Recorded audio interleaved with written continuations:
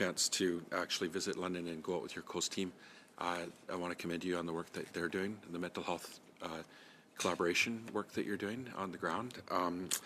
You talked about evidence-based policies, and you support a medical health-based approach. The chief coroner, the chief medical health officers are all saying that people aren't dying from a safer supply of drugs. They're dying from fentanyl, and as Ms. Hedekin talked about, that it's the concoction of fentanyl, meth, cocaine, MDMA. That's what they're finding. 80% of the people that are dying are showing up with fentanyl in their bloodstream. Do you agree with that that's what's killing people? I would agree that it's the toxic drug supply that is killing people. So, given that, today here you're talking about safer supply of substances and the concerns around that. I mean, we've seen Alaska, their death rate went up 45% last year. Baltimore's is about 5 times the death rate of what's going on in London, Ontario. And fentanyl, the price of fentanyl's crashed. It's so cheap in those places. Why can't they stop substance use, the death rate going up in those places, and how can you compare that to what's going on in London, maybe? Thank you for the question. I can't comment in those jurisdictions. I'm not aware of the actual criminality and the issues that are happening in those jurisdictions.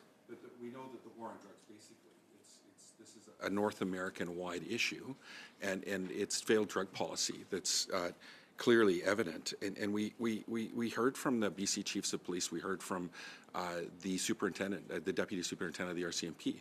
They said there is diversion of pharmaceuticals, that hydromorphone and safer supply is just a fraction of what they're finding on the street compared to fentanyl. And they cited that it's toxic drugs that are killing people. They actually advocated for more safe consumption sites, more safe supply, of course, scaling up treatment, recovery, prevention, and education. Do you not agree with their analysis?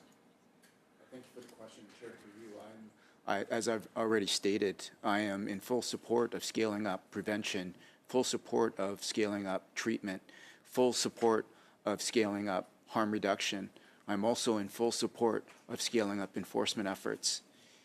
So this is a complex issue, as you know, sir. With respect to what is happening, I am focusing on not specifically the Safe Supply program, but I'm focusing on the criminality as a result of the diversion that is occurring, and it is impacting our community here in London.